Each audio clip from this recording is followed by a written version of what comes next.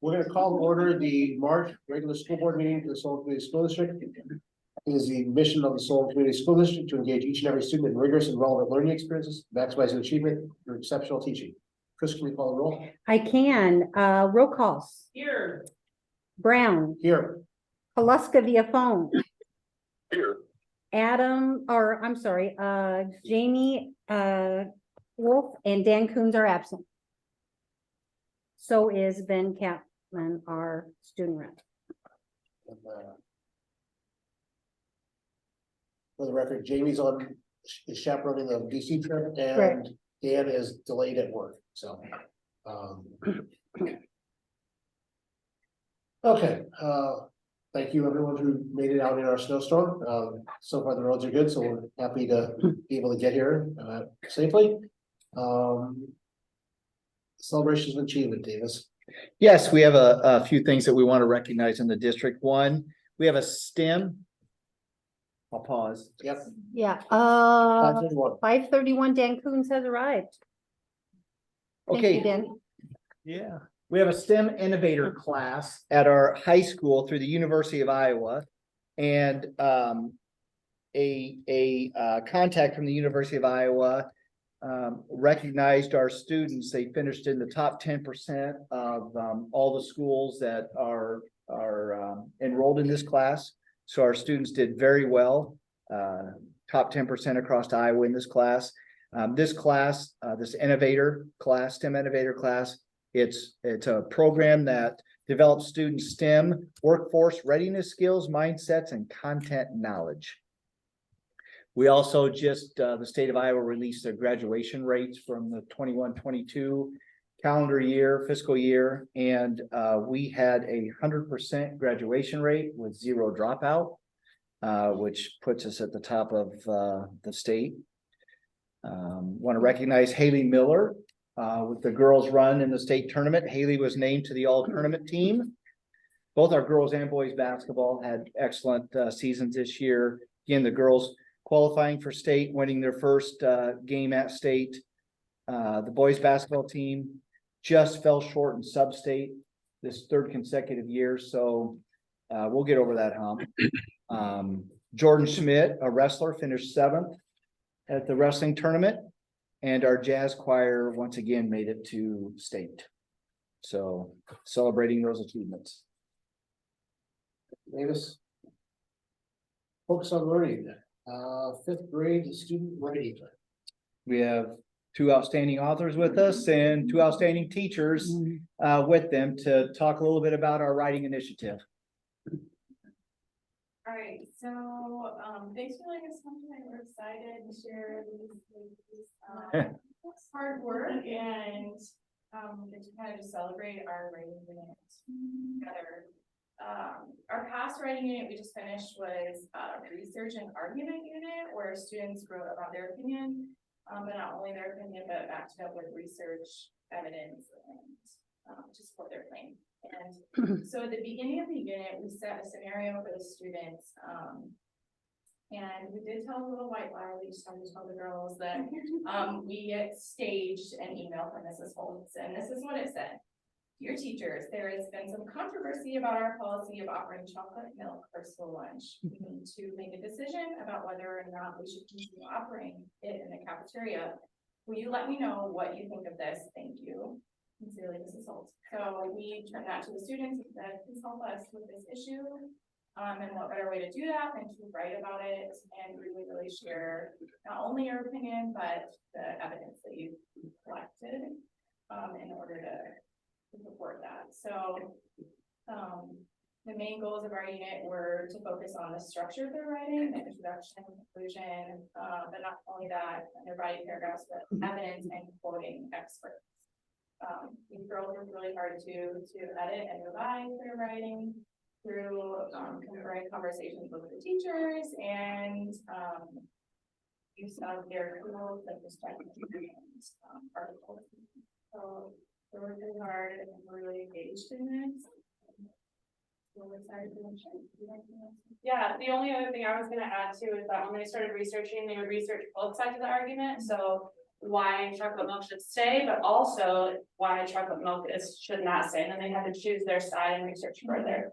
And so that was kind of fun to see them research both sides and not already have their mind made up ahead of time. So that was good too. Yeah, I was surprised at the amount of students on each side of the argument. My class was pretty much split in the middle, Yeah. so we had some convincing arguments on both sides, but these girls both showed to keep chocolate milk, running through what they think about it. It's confidence. Yeah. You wanna go first? Okay. You wanna read the whole review? This is Ashton Swanton. She's in my homeroom class, but I think. Why don't you start, you can just read your lead in your first reason. Is that okay? Yeah. Okay. Do you like chocolate milk? We have to admit that it's truly delicious. But is it good for you? Should schools it? I think that schools should continue serving chocolate milk because chocolate milk is not the different from milk. Chocolate milk is nutrition and most kids between chocolate milk or milk. One reason why chocolate milk should be served at school because chocolate milk is not that different from milk. For example, when you're talking with staff, Mrs. Solon, a health nutritionist, said, the fact is that chocolate milk and other flavored milks have the same non-essential nutrients as white milk and a small amount of added sugar compared to other beverages. This shows that chocolate milk is not that different from white milk, and kids need the nutrients in chocolate. Also, according to the nutrition label on the development of chocolate milk and white milk, chocolate milk has only around 150 calories, but white milk has around 110. There's not that much of a difference. And in the article on Kids Health, it says the bottom of calories for energy.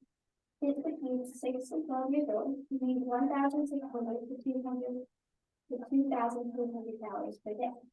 This shows that kids need calories greater than white milk has calories that are really similar to chocolate milk, and when kids drink chocolate milk, they go for energy. Nice job, girl. So I'm gonna highlight one thing that she said in her conclusion too. So she and a couple other students did some research. So they figured out how much a carton of chocolate milk costs in the cafeteria. And then you want to talk, so right here, then they did some math and it says that they took a survey to find out the amount of money per carton and how many people would actually stop buying it. And then they did the math to figure out that if the school stopped selling chocolate milk between 4th and 5th grade, the school would lose over $15,000. So that was fun to hear too. So good job, Ashley. This is Lila Clemmer. She's in my homework class. Lila also wrote about why we should keep chocolate milk. And also had some really convincing arguments. So Lila, can you give me the whole argument or just part of it? Can I read the whole thing? Schools around the world serve chocolate milk, and lots of kids love it. It's especially popular here at SIS. But recent events show that chocolate milk is just soda dressed up. That may be true to some people, but not me. There is a good side of chocolate milk. According to a registered dietitian at the Midwest Dairy Council, Melissa Dobbins, chocolate milk is nutrition in disguise. I believe that SIS should keep serving chocolate milk because it's a nice flavor, it's a good part of a child's diet, and it's much healthier than the cola or sports drink. If you haven't had any chocolate milk for a while, try it. You'll definitely notice that the smooth, chocolatey taste is the reason chocolate milk is so popular. Also, if you took chocolate milk away, there's a slight chance that kids will eventually get sick of white milk and begin fighting for that. It would be boring and we kids here at SIS would be unhappy. And no one wants happy kids in their school. You may not believe me when I say that chocolate milk is actually a healthy part of a child's diet. It's true.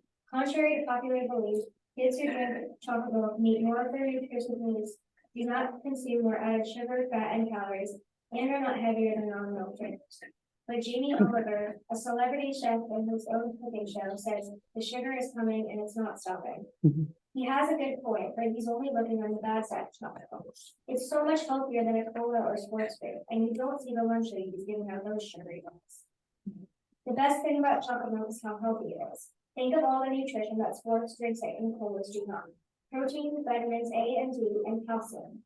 A single can of cola contains 39 total carbohydrates and 9 teaspoons of sugar. The sports drink is a bit different, but has 14 carbohydrates and 7 teaspoons of added sugar. Chocolate milk, on the other hand, has only 27 grams of total added sugar. of total carbohydrates, and only 3 teaspoons of added sugar. Flavored milk is tasty nutrition and contains the same 9 essentials as plain milk. So which one is healthier for kids at SAS? Cola, sports drinks, or chocolate milk? In summary, chocolate milk should be kept at SAS. Please let me make a simple request if you decide to ban it. If it gets banned, you could have the lunch ladies serve chocolate milk on Mondays and Fridays as rewards. Fridays for making it through the school week, and Mondays for welcoming the students back after the weekend. It may sound silly, but if chocolate milk is taken away, the least you can do is serve on certain days. These projects really hard and we're excited to celebrate them.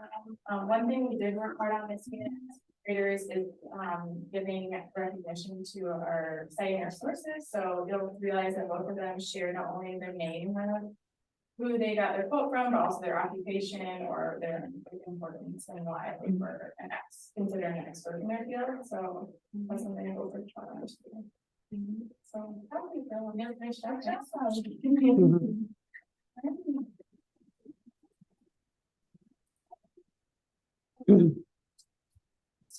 Of course I have questions. You take, don't get off that easy, there's always questions. Yeah, I feel like my question is, do you get to drink chocolate milk at home? You would think what you wrote would be very convincing to your family at home to keep it stocked in the refrigerator. I have to ask. I think it definitely persuaded me. I feel like I need to go to the grocery store and make sure that on my way home. Make sure that my kids have this chocolate milk. I love the sources too. I love the way that you did that. Where did you find your sources? What did you do to get your evidence? I think the teacher sent us a bunch of links and we agreed and we took notes on every side we found that information. We did provide the sources this time. They have been learning in media with Mrs. Sutton though about finding credible sources. So that's something that in the future they'll be able to kind of practice doing too. Were you guys able to persuade any white milk drinkers to chocolate milk? Yeah, I feel like there were some people on the fence afterwards, yeah. And there were students that, so we have 3 parts to our unit. So in event 1, this was the topic. And in event 2, some students actually chose to write the opposite viewpoint of their chocolate milk essay. So if they were for it to begin with, they chose to flip their perspective and write about why we should not have it or chocolate milk. So interesting. Chocolate milk and us, you think it's right? Yeah.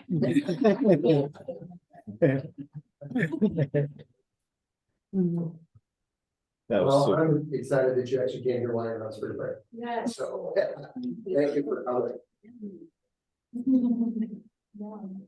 keep up the good work. Yeah. Yeah. Good job. Thank you, ladies, it was excellent, right? Yeah. I'm convinced, but maybe I'm convinced. My son was always a chocolate milk drinker, particularly when he was in his teenage years. Yeah. Growth spurts, lots of chocolate milk that goes through the house. And part of my job at work was I have to do a lot of writing like that, write a lot of evidence, so if you're ever looking for a job. I played Dan, I think. One of the football coaches for recovered from football. Well, that was, so, yeah, we're supporting Dan and Debbie.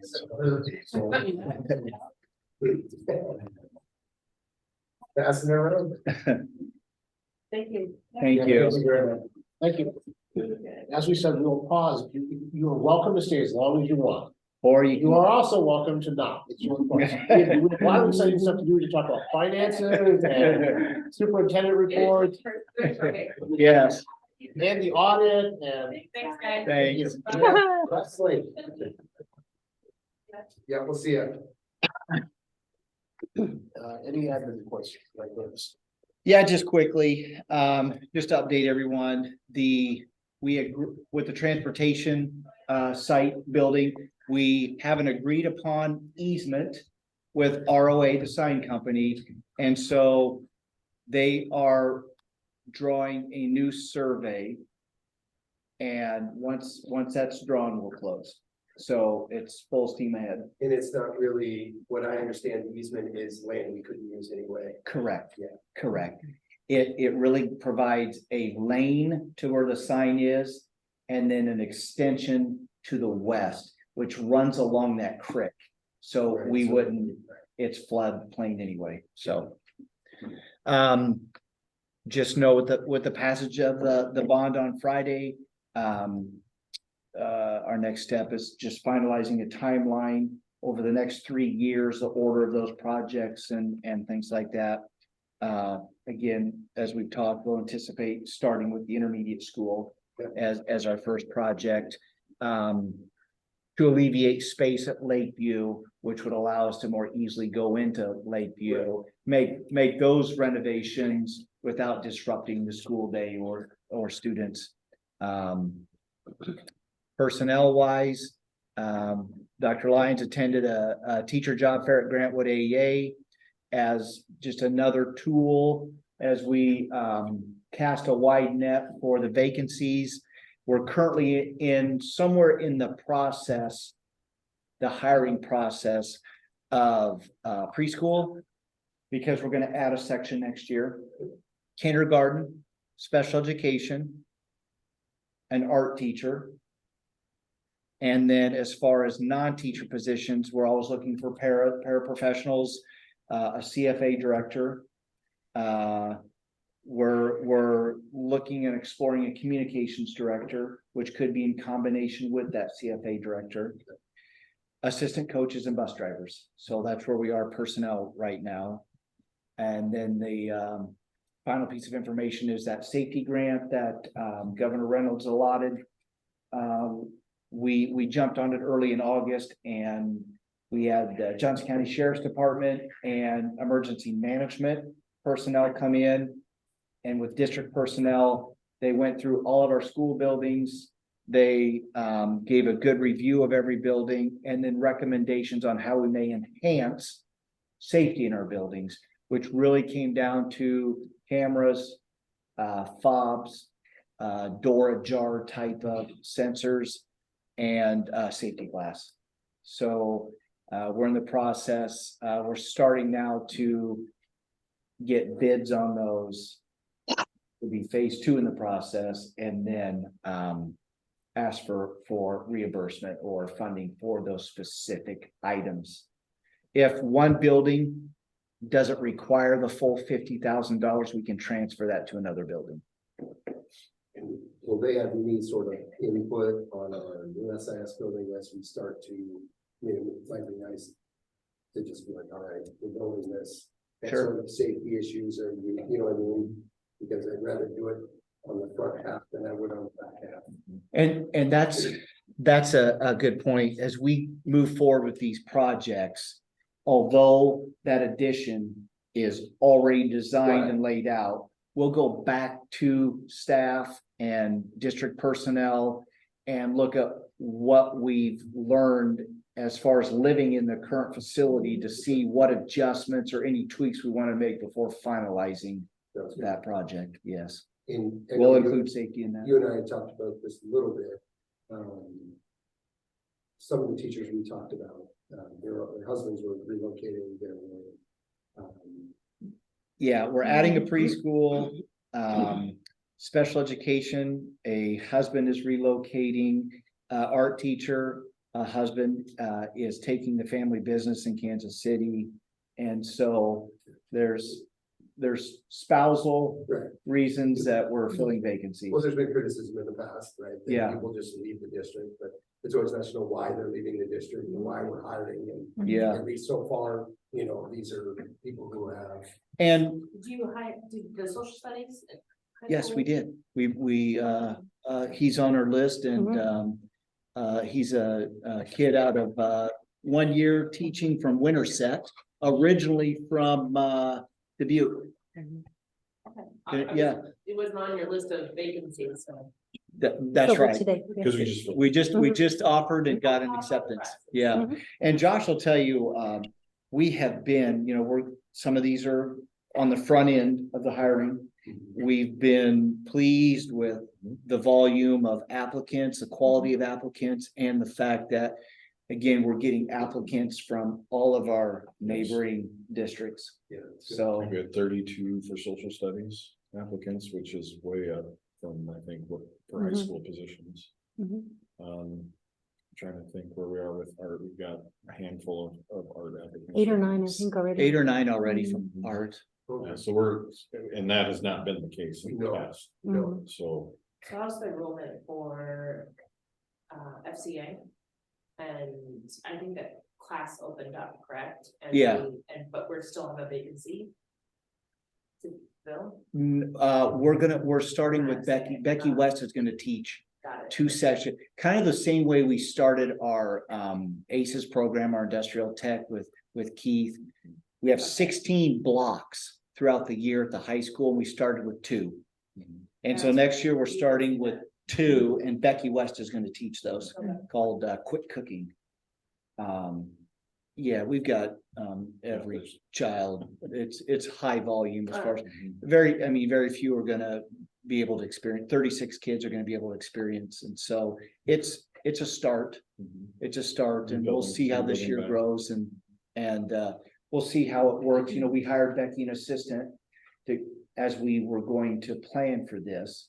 We'll see how that grows, and we may be looking at needing to go more full-time like we have with industrial tech in the future, but for now, this is a great start. She can establish the start of it.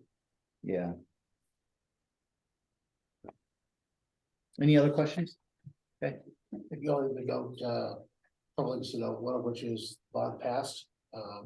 I was surprised at how many bonds did not pass, by alma mater, with Josh and I's alma mater, the bond went down in burning flames, like Really? 65% against I didn't. What was this?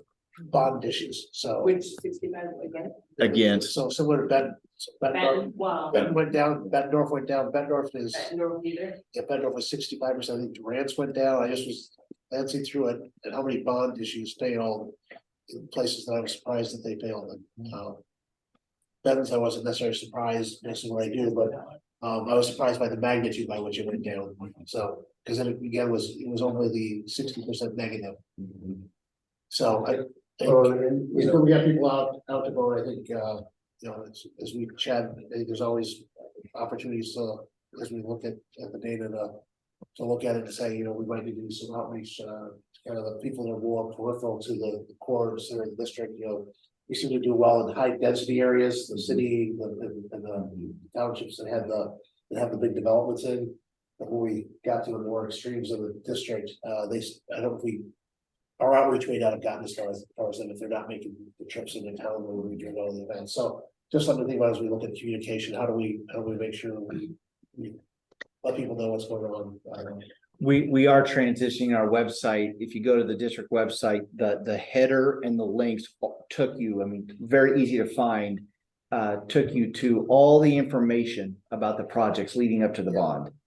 We're transitioning that now to, it still has the information about the projects, but it will be the page that will take you directly to the updates and progress. And so Sean's got a blank on there where it will list the timelines once we identify each project and the timing of those over the next 3 years. And then we'll be able to continue communication with our stakeholders through that website as far as progress on those projects.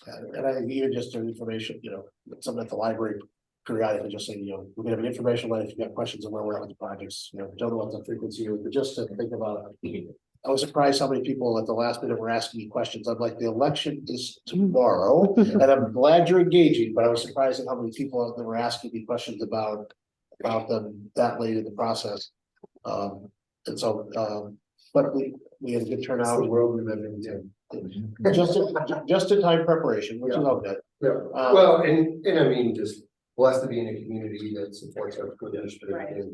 And like you said, a lot of bonds didn't pass and ours passed with good number, and just makes you feel good as a school board that, you know, we have someone who's behind the, you know, institution and hopefully we can do right by their confidence in us. And just kudos to you, Davis, and your leadership and as well as the partnership we have with ISG to spread the word out. I know it was a big task to manage the community and as well as the webinars and the meetings we had at noon at the library and the Legion, and so getting the word out was tremendous, so. Thank you. And the last thing I had is just want to publicly acknowledge that Dr. Idle has been appointed to the Board of Educational Examiners. So press release that came out on Monday, so That what? I'm sorry, he's been appointed to the Board of Educational Examiners. Board of Education Examiners. It's Licensure. For what? Certification to teacher licensure. all the fun stuff. Appeal. Free work. Yeah. He's been volunteer for free work, so in his free time, so. You volunteer for that? You did not You get volunteer. appointed. You don't volunteer, you get voluntold. You get. It was told. So, but congratulations on being recognized with that, and hopefully it doesn't keep you too busy on your nights and weekends. I missed that, so yay, good. What is it called? The Iowa Department of Ed Board Board of Educational Board Examiners. of Educational Examiners, okay. So, That's where we go to the Thank website, God for constantly Zoom. looking for Yes. licensure and making sure people have license and. We do a lot of things and report things. to And now them. you're on the board? Mhm. probably not as exciting as being on It's the. sinking in now, Iowa- isn't it? Trying Look to at agree it. with you. Yeah. Yes. I think it's pretty cool. Wait. We got it in. Yeah, so board committee updates, policy update, is that we have reviewed the policies. Dan and I are going to meet with our plethora of edits with Chris in a long meeting with her at her computer, and we're going to get them all put in for the April board meeting. So plan on having lots of light reading to do, but the 400 series is very long. And there's a reason I never appointed myself to that committee for a long time, and I was on it, and it was painful this time. There was a lot of policies in 400 series. So- Adam doesn't feel bad at all. 400 series, which really covers personnel. Right. Yeah.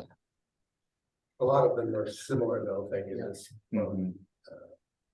ISB. Well, Or- certified And and classified. Yes. Yeah, so, but yeah, it was a long process to read all of those policies. So, Mhm. agreed. so, the Buildings and Grounds Committee, which is not what I call it anymore, I don't have it in front of me.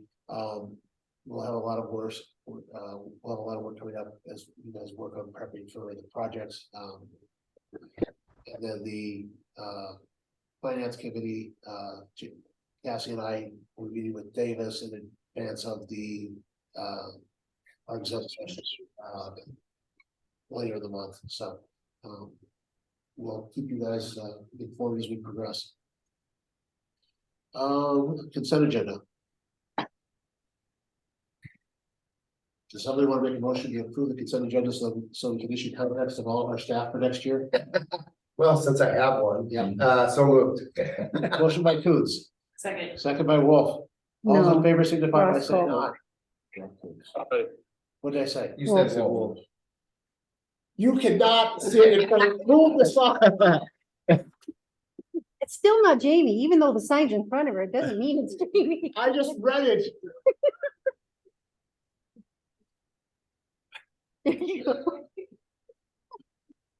Oh, my goodness. Second by Rockles. All those in favor signify by saying aye. Opposed? That was an aye, Donald opposed. Adam, Yes. motion carried. Got it. Okay, audit. Mhm. Pat, anything you want to tell us about the audit? I don't really have anything unless you guys had questions. I sent it out a couple times. I considered it a clean audit. I'm sure my definition of clean is much different than everyone else's, but I just looked to make sure a couple things. Our finances are in order as far as what was recorded in our year-end reports, which the auditor agreed with, and that our budget amendment held up everything, no issues with that. We have the same segregation of duties. comment on that, and then we have a small one on certified enrollment. Otherwise, I mean, I really didn't have anything unless you guys have questions. No, we'll have that segregation of duties thing for a while. Never. Mhm. Yeah. So, I don't see that changing unless, even if we would add personnel, there's just so much going on that there's, you know, it's really hard to do, but we keep working at it.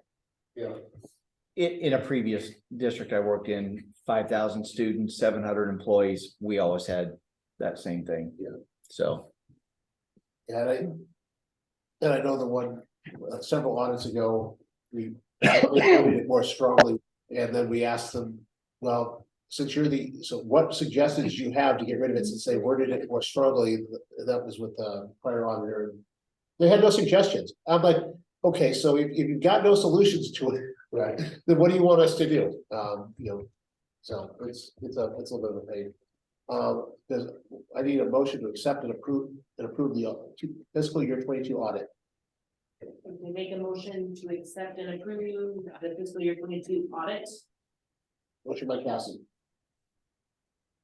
Second, second by Dan. Any discussion? Pat, thanks for your hard work as we go through the audit process. So, yeah, thank you, Pat. all those in favor signify by saying aye. Aye. Opposed? Motion carries unanimously. Iowa local government risk pool natural gas contract. Pat, you want to give us an update on this? Absolutely.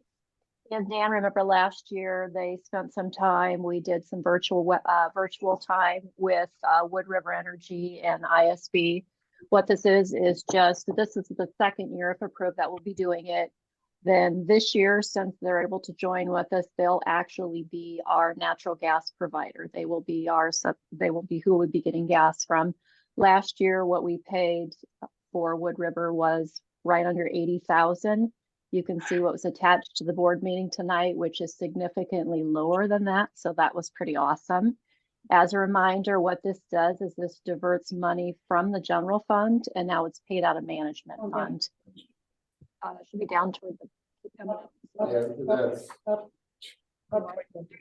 one down. There you go. This, Fiscal 24 participation. Sorry. That's basically 57 to change Going down. middle school and 977 Right there. for West West Street. One more. well, and being able to pay it out of the management fund. Big deal.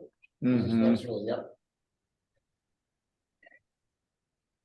Yeah, so no change, same thing, just the cost has gone down. It will be out of the management fund. The only thing that will change this year is just we will not have to pay cemetery anymore. It's just the one fee that's going to be paid to Wood River. So we won't have to make copies of invoice and get reimbursed from Wood River. So virtually very seamless this year.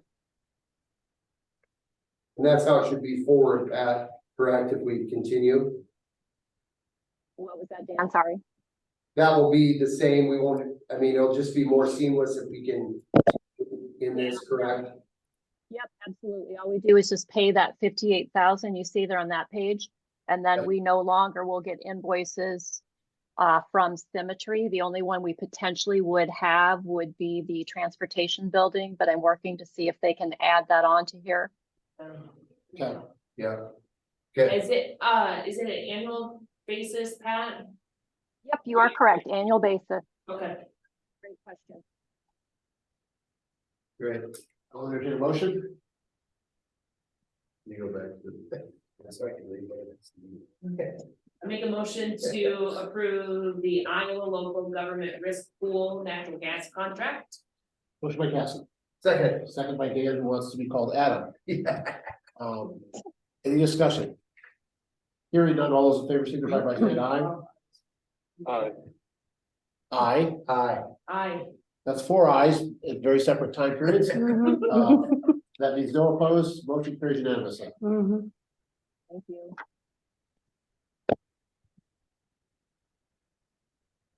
Next up is the high school window replacement.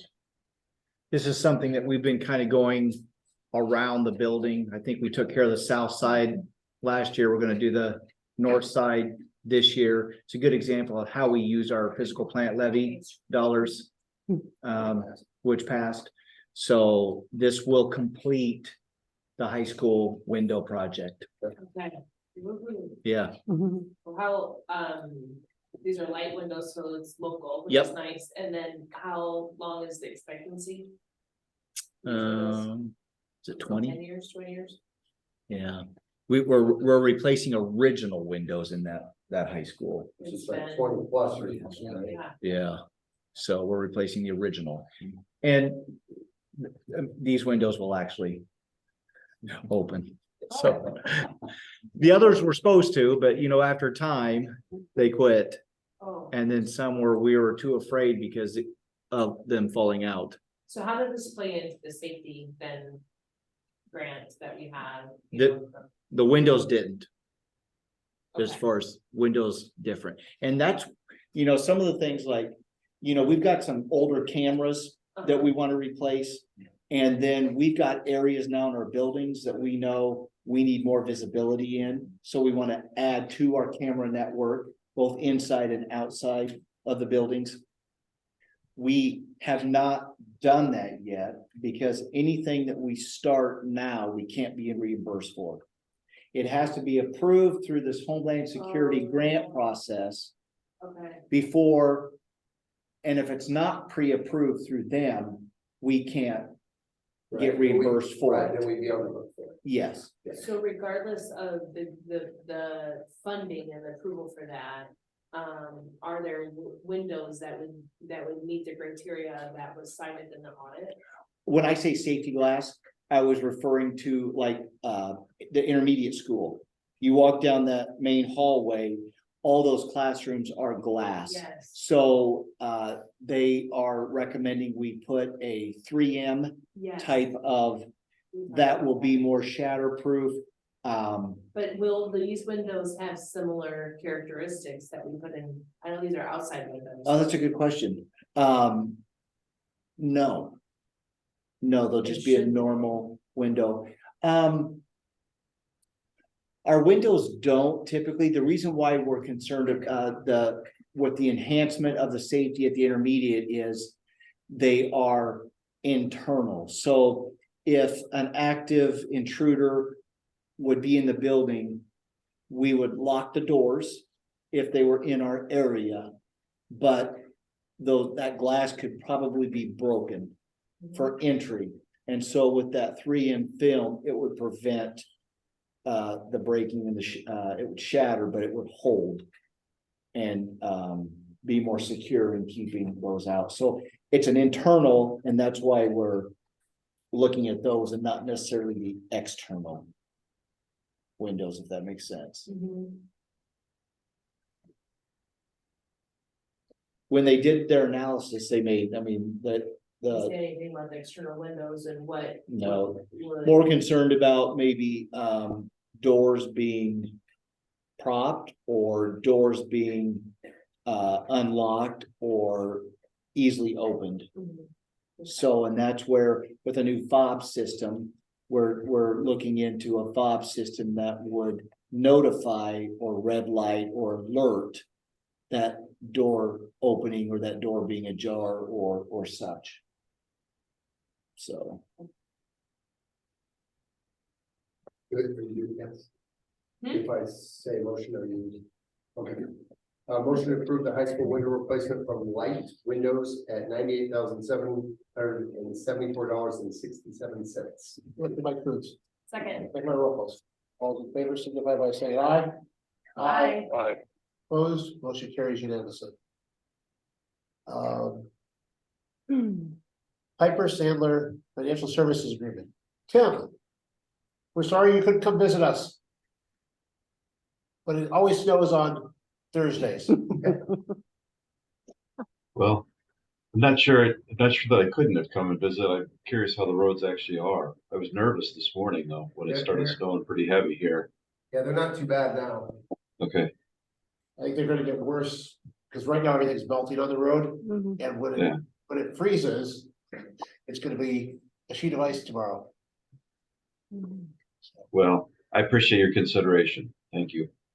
Yes, we're happy to be moving on to this process, and Although we enjoy seeing your smiling face, we're also, we're also fine with just doing it remotely, so. Great. So what do you want to tell us about the financial services agreement? So we're thrilled that you invite us to work with you from time to time. But each time you start a project, we do an agreement with you that's specific to that project. So, if at the end of the project, you're unhappy or we're unhappy, neither of us has kind of a ongoing marriage to the other. And so the agreement is specific to this 25.5 million of bonds. But it ends when all the bonds are sold, unless we all agree to extend it for some other reason. You might recall we did an agreement a few years ago for all the planning stuff, and so this agreement would terminate the prior one. Yeah. And the prior agreement had like an hourly fee to it, and this agreement is waiving that calculation.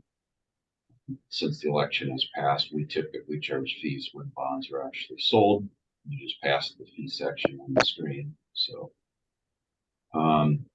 probably the only meaningful notable change from prior relationships is that as our industry continues to evolve, our firm has concluded that we need to have our own lawyer involved in the transaction in addition to your lawyer. And so we've introduced that subject with your lawyer. It's been a year or so since we've made that switch, and I think there's a working relationship between the lawyers that shouldn't flow through to any sort of conflict with the district. But there will be an additional attorney involved who will be our lawyer. Or is that? Say that again, Tim, regarding using your lawyer, working with ours, and how that compensation happens? Yeah, so how the compensation happens is it's buried into this agreement. So we'll seek, that's the downside, is we'll seek to be reimbursed by the district for the cost of our attorney. Each time you sell bonds, the attorney will work with your attorney in terms of reviewing the various documents and giving an opinion. Our attorney will give what's called a 10b5 opinion, which has to do with the disclosure document. And should the district want a copy of that opinion, our attorney will address that opinion to the district as well. Typically, your attorney has prepared a 10b5 for your purposes anyway. So we're not trying to overlap that. Nor are we trying to replace your attorney's work. Prior to prior engagements, we just used our attorney? You had your attorney, and we did not. We would seek to rely on the opinion of your attorney for the 10b5 representations. And that was a source of a lot of stress for your attorney. Your attorney's concerned about making sure that you're their client and not us, which is an understandable argument on their part. And so we would ask them to address their opinion to us, and we would always be arguing with them over the nature of that. Ultimately concluded that it didn't make sense to keep trying to push your attorney, which was the firm we work with probably most commonly across the state, into something that they're uncomfortable.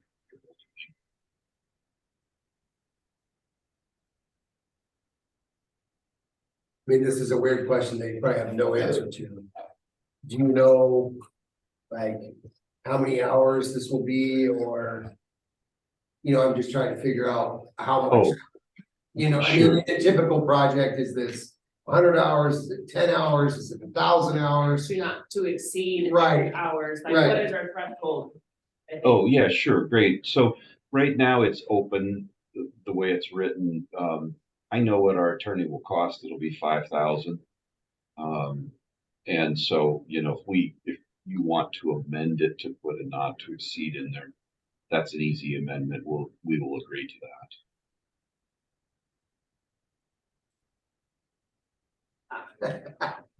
I would. Yeah, I just don't know what that Just number to- is. Not to exceed. Got at least covered. Pat, were you gonna say something?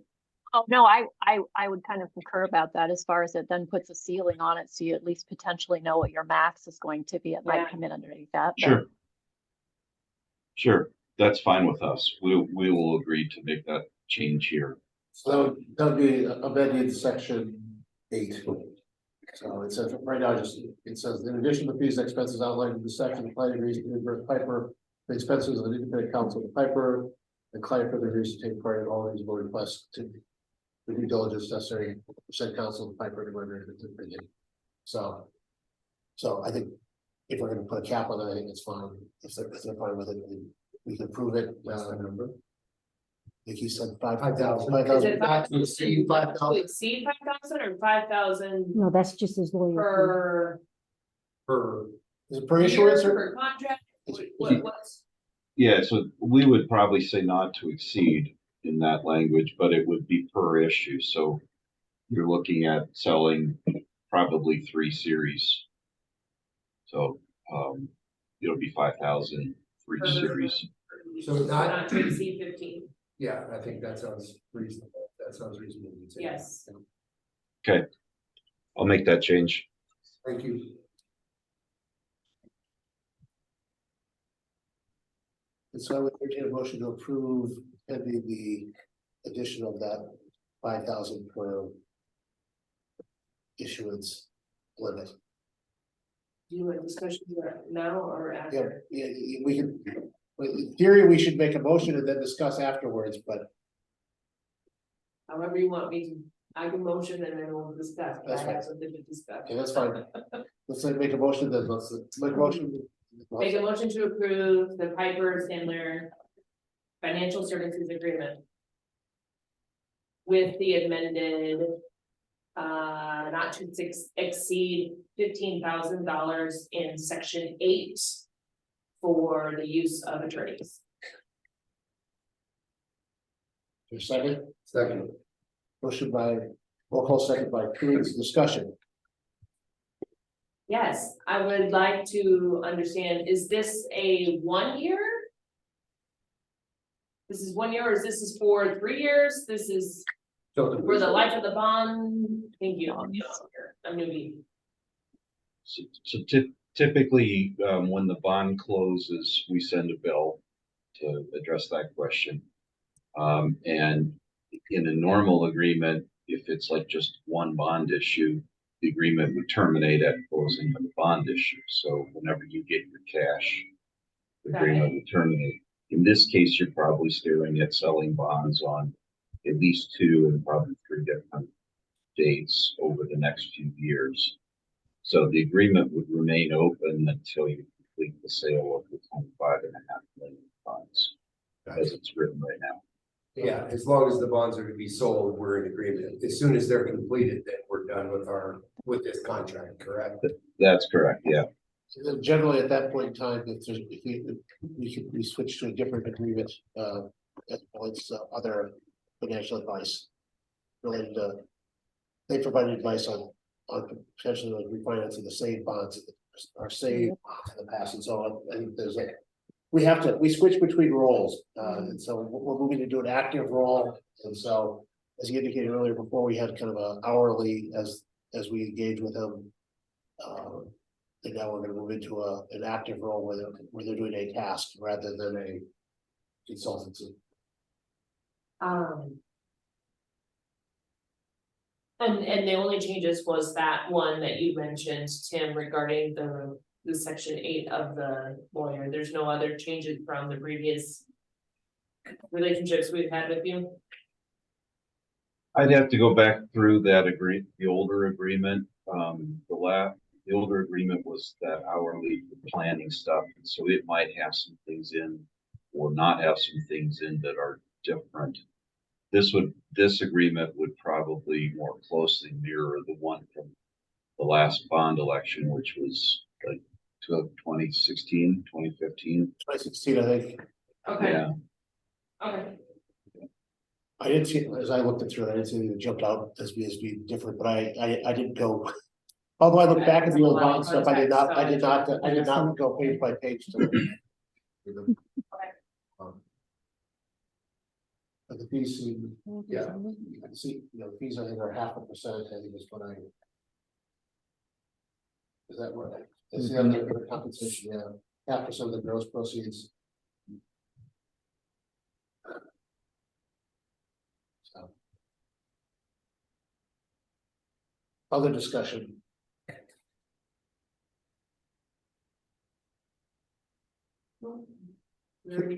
Hearing none, I'll call the vote. All those in favor of approving the financial services agreement as amended, signify by saying aye. Aye. Aye. Opposed? Motion carries unanimously. I was all ready to sign, Tim, but now I can't sign. We'll get it changed. Hey, Thank you.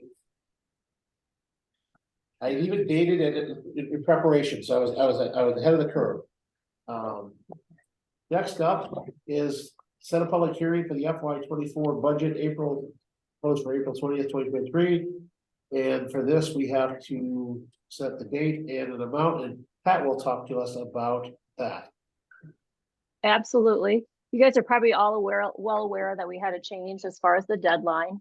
Works great for you guys. No special board meeting needed. So normally it's April 15th.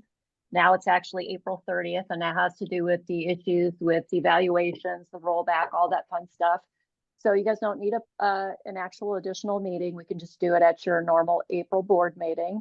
Right now, I don't know if you've got that, Davis. I sent it to you, I think this afternoon. The information for the bond, I emailed it to you.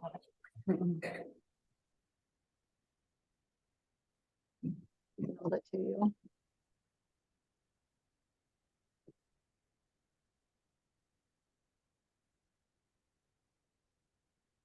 Um, Can you get hand control? no, I will. Oh, you can do it.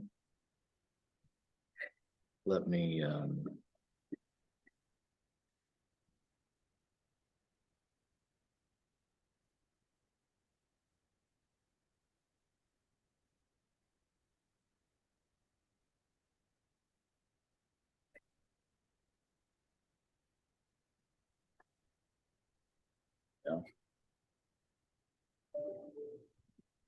I just sent it to you again in case you didn't have it, Davis.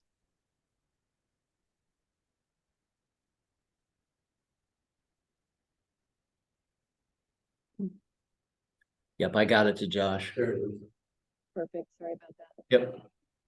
There you go.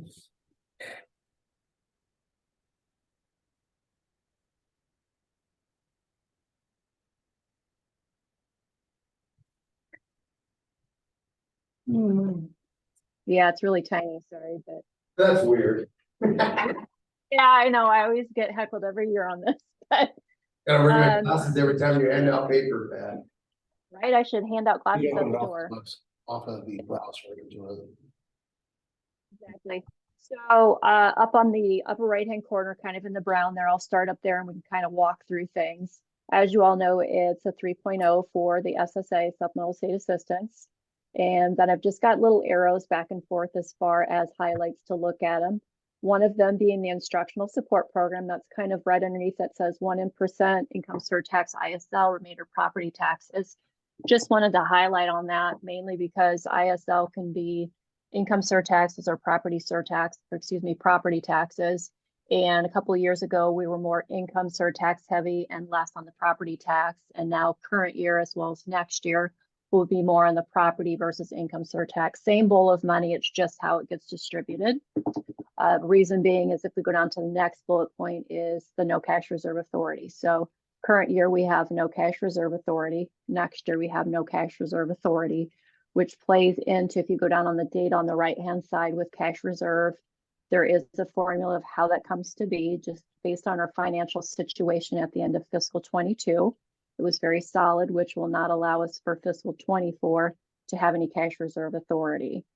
So looking at the left-hand side over there, where I've got an orange 2023, and then to the right, I've got blue 22, 23, excuse me, 23, 24 in the orange, 22, 23 in the blue. So we highlight going down, we've got a general fund tax rate right now for next year, $9.22, which is comprised of ISL and then also just the general fund tax rate itself. We roll down into management, which is $1.33. Management, which we talked a little bit about just a few minutes ago, that will be Wood River will come out of there. And then also the policy that we pay to Ellison, which is all of our property, casualty, bus, auto, unemployment, workers' comp, all of those things. If we have unemployment, that would come out of there as well. And when we do have early retirement, that's where that's funded as well. And then next one down is PEPL, $1.67, which is the voter, $1.34, which will now, instead of expiring in 2026 due to the election, will have an additional 10 years beyond that. 33 cents is the board, so $1.67 between both of those. And then we get down to the debt service, and I'll probably pull Tim on this piece. $4.05 for the debt service, so that covers the 14, 15, and 16 outstanding GO bonds. And then we also are working as far as potential sale of bonds, Tim, correct me if I'm wrong here, of July for our new issue, and we need to account for that. So within that $4.05, we've accounted for it. Bottom line, tax rate 1628, you can see off to the right-hand side. The variance is basically what 0.0027 is where I've got things at. So I don't know, Tim Brown, is it okay if Tim kind of chimes in as far as the debt service piece and kind of talk about that? Whatever you'd like, sure. You want me to do that now? Absolutely. Sure. So the budget obviously gets published and then gets adopted by the board next month and filed. There is an action item in order to allow the bond issue to be included in the budget, even though the voters have approved it, have approved the bonds and the sale. The board still needs to actually sell the bonds, which won't happen before you certify the budget. So there will be a resolution at your next meeting to approve what we all call a pre-levy bond resolution. So it's a levy of taxes to make payments on a future to be sold bond. And you adopt that resolution at this time in order to lawfully approve the tax on the budget necessary to make payments on that bond. Does that make sense? Yep. So that's the immediate pressing process to complete the budget and get the taxes levied for the bonds that passed this week. And then we'll move into the actual phase of selling the bonds, which will, most of those actions will occur after you approve the budget. And so, So just from a logistical standpoint, that means we need to do that before we approve the budget next month. So it'll be earlier in the agenda. that'd be great. And I've encouraged, you are correct. I've encouraged Pat to go ahead and publish the budget with these hypothetical new bonds in the budget. If you remember, you can always amend the budget, take stuff out, but you can't amend the budget and put stuff in from other than redoing the public hearing again. And that's the goal of this, is to not have to do another public hearing. So you're going to go ahead and publish the budget now with this hypothetical bond in. We'll do the resolution to actually authorize that at your next meeting. Okay.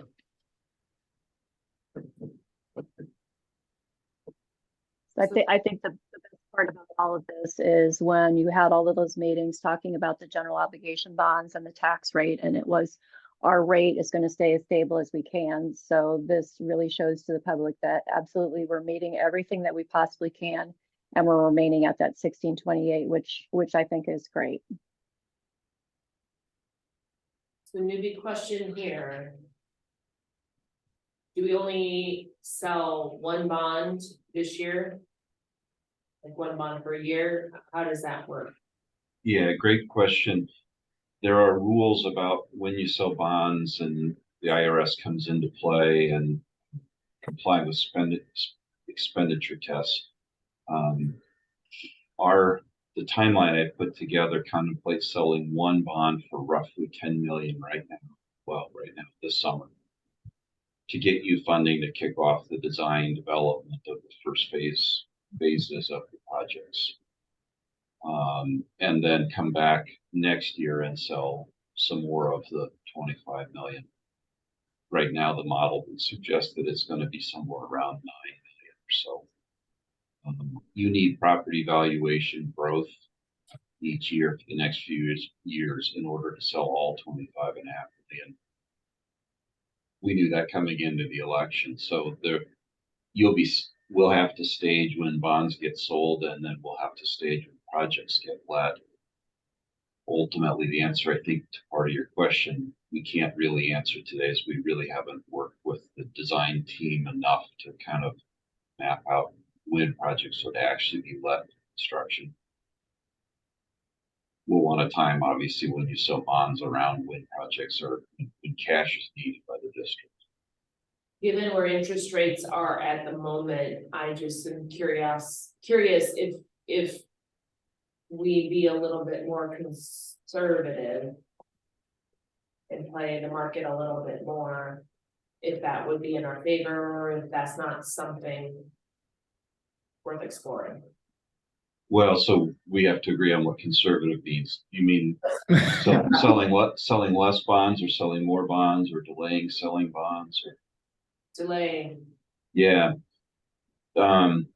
I can see an argument for going slower on the bond sale. You don't really need a lot of cash. You might want to borrow a little bit of money to pay for, preliminary design work. I can certainly see that argument. Yeah, make on the interest rate going down. And with Tim, what did Good, Pat. I was just gonna ask, those preliminary kind of schedules you sent me, do you mind sharing as far as what interest rate you kind of popped into those? That might help the question a little bit too. Humor me a second while I get that open.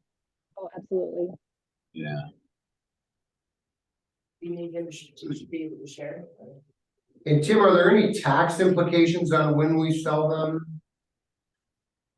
So, property tax wise, the approved budget will levy the taxes. Okay. And so not really, Okay. on the property tax side. The IRS comes into play. I mean, when you borrow money, you do have to meet the IRS rules. Mhm. And so we'll need to be able to ensure that we get the money spent in, more than likely the rule that will apply here will be 3 years, which is plenty of time. Right now, I'm using an average interest rate of 3.95%, so almost 4%, in the calculation that's in the numbers that you're approving with this budget. Remember what it was in 2016? Was that the last time we sold a bond? Yeah. Sure I do. You You're down ready? to 2.5 and 16, 3% and 15, and 3.20 and 14 for the 3 bonds from that election. Ouch.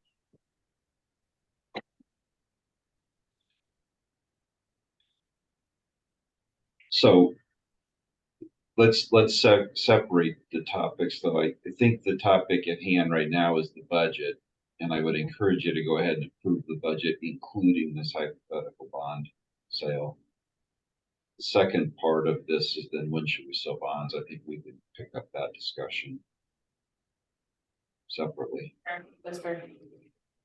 I think the other thing that Tim kind of alluded to was when we publish, that's going to be our ceilings. And what I mean by that is, let's say that after we publish and we've sent everything in, we get our prelims back from the state. Let's say something changes and the board decides that, hey, I wish we would have done an X.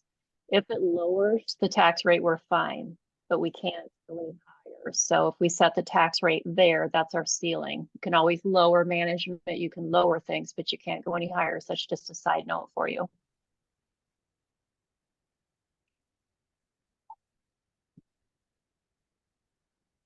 So we need to We need to motion. motion to set the budget date and time, and the time I'm guessing would be at 5:30, and then we'll delay or do we do? Return our pattern, we do 5:25, and then our regular board meeting is at 5:30. Really quick, I think you do 5:30, but let me look quick just to verify.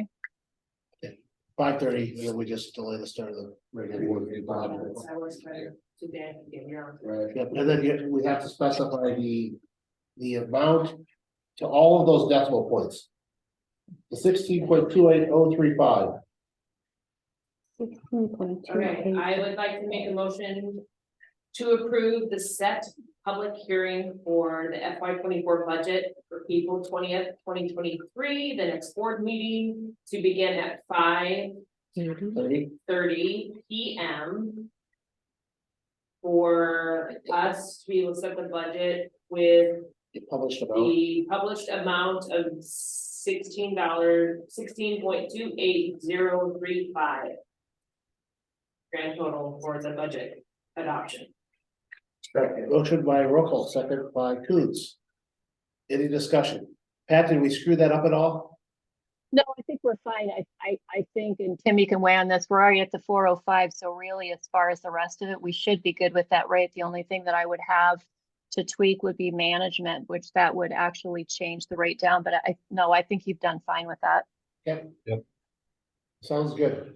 All those in favor signify by saying aye. I Aye. Opposed? Motion carries unanimously.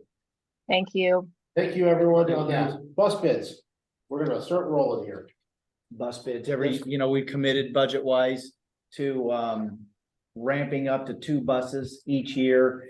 We're again gonna recommend the Thomas buses. I think the biggest rationale for that, they're very, very similar, but right now with the mandated seat belts being required in buses,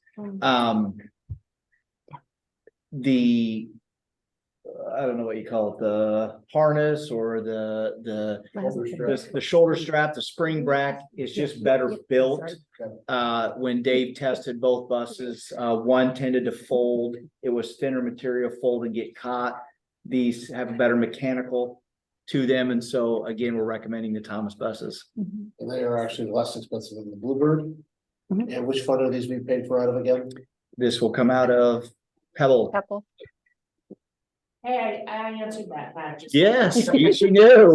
So good. I'll entertain a motion. Motion to approve the 2024 Thomas 84 passenger school bus for $142,015. Push the 2 of those. Motion by Coons, Second, second by Rokel. Any further discussion? yes. Yes, go ahead. 2024, that means that's when they were gonna be delivered? Yep. Yes. Okay. Correct. Thank you, and remind me, we went this route instead of the leasing route, which was presented a couple months ago, because. Interest rates, and it just wasn't gonna pay off with the interest rates right now, and the fact that we're going to be buying 2. Pat, when we went through this, because Dave's plan was lease and then get rid of, so we weren't gonna be that far ahead. And even when Dave presented, he presented leasing figures at 5 or 5.5%. Well, now it's, I think, closer to 7 now, and so Okay. it wasn't gonna the pay. interest rates It were- wasn't gonna pay off. Got it. Yeah. Yeah, I think we were really aggressive on the numbers of buses he had to, if I remember correctly, as far as numerically, it was so many. And you were right, trade so many, it was a much larger, and you're correct, the interest rate, it just wasn't, Locked in buses. it just wasn't working out. Okay. And then this should theoretically then allow us to retire some of those old ones that I know have had either mechanical problems or Yes. heating issues. Yes. Yeah. Yes. Now, when we just purchased, we have a bus that, a 2007 bus that was cited back in December, the state inspections, it for rust. Okay. We took that to be assessed, and originally we thought for $10,000 to $12,000 we could get all the rust fixed back on the road. place in Marion where we took it, tore into it more, and it was gonna be closer to 25,000. Well, you know what happens when we go to trade in a 2007 bus? If we're lucky, we get $3,000 out of it. Wow. So needing that bus back on routes, Dave did locate a used bus from West Harrison School District for $8,000. So we're making that purchase. This bus just passed inspection. And so we thought we could get 3-4 years out of that bus and completely scrap and junk bus 12. Yeah. So. Yeah, well, you were gonna spend 25K, you know, and now you just spent 8. Yeah, yeah. And you have a bus that works. Yes, yes, For 3 or 4 years, so. yeah, Even if it only works for 1 year, you're still ahead. yeah. Any further discussion? Hearing none, all those in favor of the purchasing the 2 buses from Thomas, signify by saying aye. Aye. Opposed? Motion carries unanimously. Davis, we had talked about ditching the informational items, so we had the whole board here. Yep. Is that what we still want to do? I would. Because the risk of Jamie and Adam is Yeah. not as easily involved in the Correct. discussion remotely. Motion to postpone the proposed school budget and the debt service schedules by Tim Oswald until next board meeting. Yeah. Second. All in favor, signify by saying aye. Aye. Motion carries unanimously. Chris has been sending out assignments for board learning. Please continue to do your homework. If They're that's, good ones. yeah. Beyond that, talking points. Cassie, Oh, gosh. Pat and Tim, you don't have to I just hang out want with to us. We say, don't want to. I feel like I'm gonna answer a question before Pat today on where the fund was gonna come from. I'm proud of myself on that, but, I appreciate just the information I gave again to the team that worked with you to pass the bond and the information that we received, so I think it was a good meeting. Adam. Not Adam. Why are you people doing this to me? Dan Coons. Forget people, not the name. I got 2 quick ones. First of all, I think the money we spent for ISG was worth it. You know what I mean? We Yeah. came and talked about that a little bit, but obviously, you know, our bond passed and, you know, we have a different community than a lot of communities, but. And then the second thing is just, always good to have our students here, reading their work and, you know, convincing us to drink more chocolate milk. So that was really fun.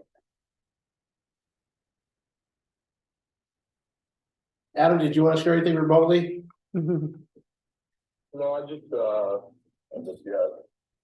thank everybody for, I think, a lot of hard work that was put into the bond deal that just passed this week. So again, not much we had to do, but that I know there's a lot of people in the community that really put a lot of effort into getting that done. So I thought it was great for the community and it's going to be awesome for the school district. So really excited. Sounds good. And I will just say, I want to thank our staff and our students. We've hit the spring break mark. Hopefully everybody comes back rested and refreshed and we got the sprint for the finish line when we get back. So, with that, the next regular board meeting is Thursday, April 20th in the central office, 301 South Iowa Street, We'll do that at 5:35 in the 5:30. public hearing. 5:35-ish. Okay, thank you. I will point out that there is a chance that I will still be in South Carolina. In which case I'll join remotely. So Adam, hopefully you will be here in person. But I have a conference in South Carolina that week and I don't know what my travel dates are yet, so. With that, I'll entertain a motion to adjourn. So moved. Motion by Coons, Second. second by roll calls. All those in favor, signify by saying aye. Aye. We're adjourned. Have a good break, Adam.